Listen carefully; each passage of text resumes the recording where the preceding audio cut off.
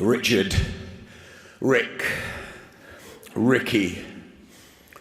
More like a Rocky story, which led to a roller coaster of fabulous nights, taking a down-to-earth lad from Hyde to Vegas and into the Boxing Hall of Fame. With those spine-tingling blue moon ring walks and rip-roaring action, Richard Hatton, MBE, was both a sporting icon and a working-class hero. Growing up in boxing with the spiky blonde teenager was a pleasure and an absolute riot. In and out of the house, the gym, the pubs, the clubs, how we rolled with him. He became a member of the Sky Sports family, and we really felt part of his.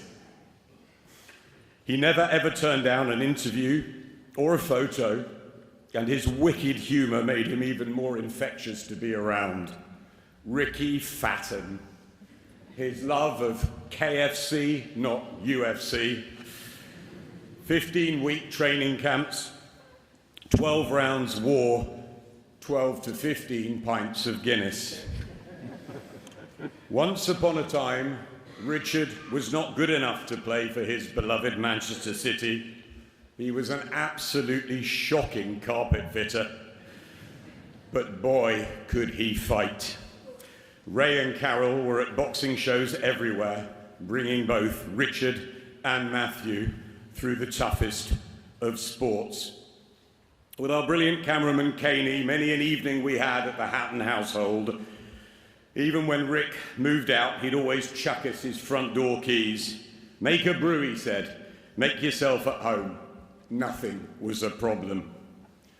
Richard was a star young amateur, lifting an ABA title amongst many medals. But it was when he turned pro in 1997 that the show really began.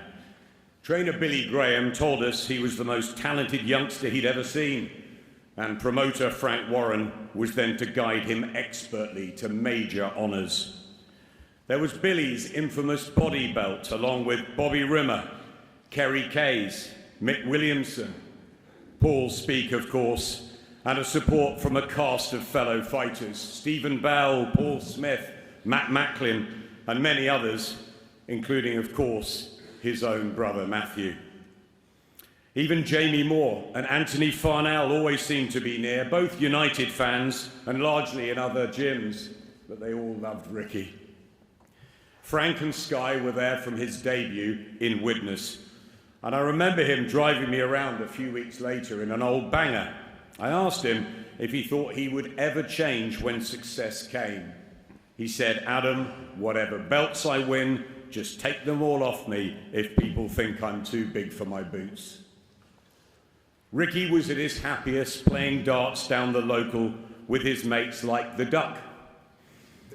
It was his love of a pint and a fry-up which meant the nation fell head over heels. His popularity simply eclipsed everything, most notably when more than 30,000 descended on Vegas for that huge clash with Floyd Mayweather, before we even had social media.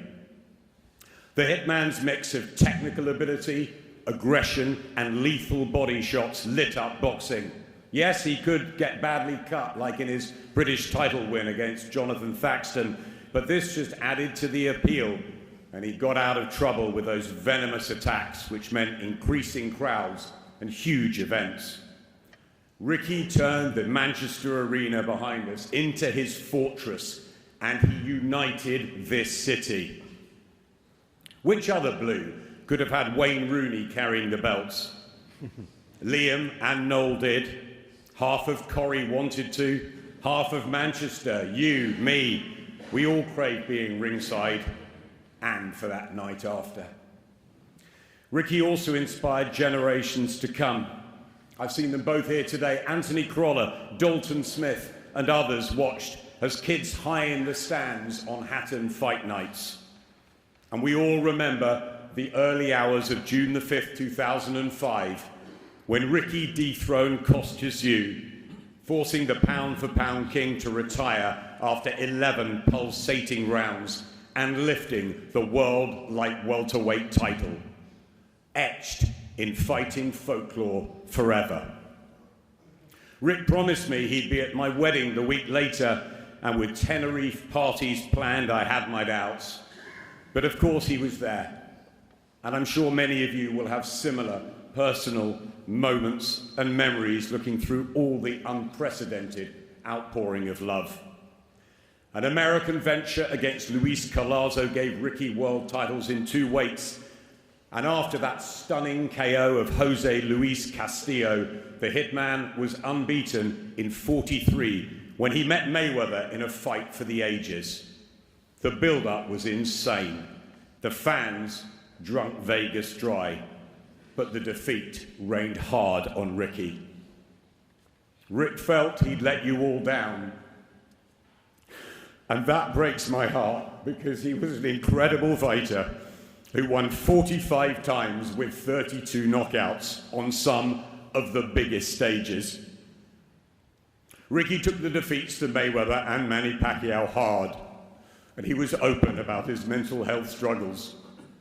It's brilliant to see the Ricky Hatton Foundation launched this week. He became a promoter, a trainer, and a sensational after-dinner speaker.